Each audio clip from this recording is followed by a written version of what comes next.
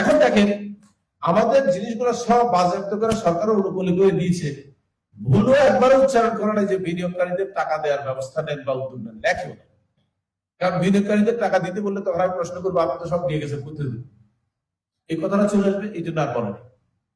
আর না বলাতে আমি বিনিয়োগকারীদের টাকা দেওয়ার প্রস্তুতি নিতে পারতেছি, তাই আমাকে যেটা করতে হয়েছে আমি সেটা করেছি। আমি অলরেডি মহামান্য হাইকোর্টে আপিল করেছি, আপিল অ্যাকসেপ্ট হয়েছে, দণ্ড স্টপ করেছে, জরিমানা করে দিচ্ছে, স্টপ করে দিচ্ছে হাইকোর্ট।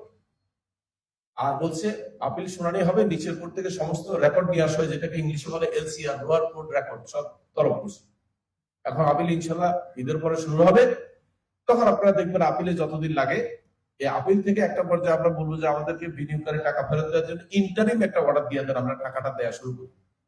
আদালত যখন দিতে দিবে আমরা প্রস্তুত আছি, কোনো চিন্তা করেন না, টাকা কোথাও নষ্ট হয় না।